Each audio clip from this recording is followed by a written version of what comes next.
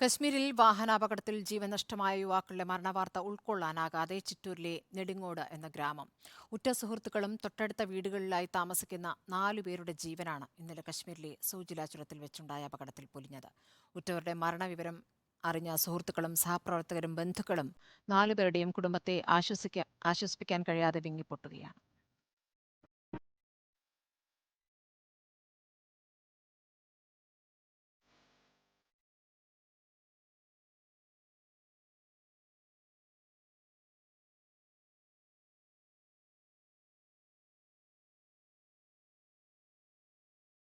സ്വന്തമായി അധ്വാനിച്ചുണ്ടാക്കിയതുമായി വർഷങ്ങളായി ഒരുമിച്ച് വിനോദയാത്ര നടത്തുന്ന ചിറ്റൂർ നെടുങ്ങോട്ടിലെ സംഘം ഇത്തവണ ആർത്തുല്ലസിച്ച് പുറപ്പെട്ടത് മഞ്ഞു പുതച്ചു കിടക്കുന്ന കാശ്മീർ കാണാൻ.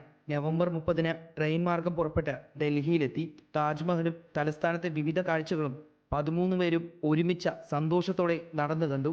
ഓരോ ദിവസവും കുടുംബത്തെയും സഹപ്രവർത്തകരെയും വിളിച്ച് കണ്ട കാഴ്ചകളും അനുഭവങ്ങളും പങ്കുവെച്ചു.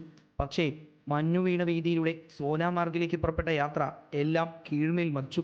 ഒരു നിമിഷം കൊണ്ട് നിശ്ചലമായത് 4 കുടുംബങ്ങൾ മാത്രമല്ല, നെടുങ്ങോടെന്ന ഗ്രാമം ഒന്നാകെയാണ്.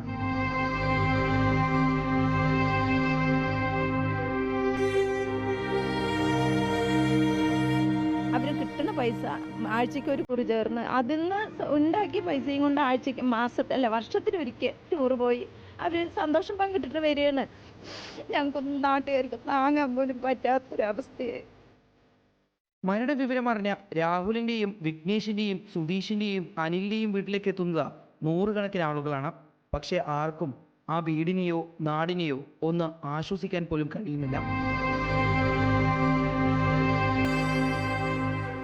മരിച്ച 4 പേരുടെയും മൃതദേഹങ്ങൾ നാട്ടിലേക്ക് എത്തിക്കാൻ മുഖ്യമന്ത്രി നേരിട്ടാണ് ഇടപെടുന്നത്. വൈകിയാലും നടപടികൾ പൂർത്തിയാക്കി ഇന്ന് രാത്രി തന്നെ മൃതദേഹങ്ങൾ നാട്ടിലെത്തിക്കാൻ സർക്കാർ ശ്രമം ആരംഭിച്ചെന്ന അറിയിപ്പ് ലഭിച്ചെന്ന് CPM ജില്ലാ സെക്രട്ടറി ബന്ധുക്കളെ നേരിട്ട് കണ്ടറിയിച്ചു. ഞങ്ങൾ ആ ദുഃഖവാർത്ത അറിഞ്ഞുടനെ തന്നെ അവിടെ ചെന്നെത്തി. വളരെ വേഗത്തിൽ തന്നെ ഗവൺമെൻറ്റിൻ്റെ ഭാഗത്തുനിന്ന് നിയമപരമായ കാര്യങ്ങൾ നീക്കി അവരുടെ മൃതശരീരം നാട്ടിലെത്തിക്കാൻ ഇന്ന് തന്നെ കഴിയുമെങ്കിൽ നാട്ടിലെത്തിക്കാനുള്ള എല്ലാ ഇടപെടലും ഗവൺമെൻറ്റിൻ്റെ ഭാഗത്ത് നടത്തിയിട്ടുണ്ട്. അതേസമയം അപകടത്തിൽ ഗുരുതരമായി പരിക്കേറ്റ് ചികിത്സയിൽ കഴിയുന്ന മനോജിനെ കാശ്മീരിലെ കോൺഗ്രസ് നേതാക്കൾ സന്ദർശിച്ചു.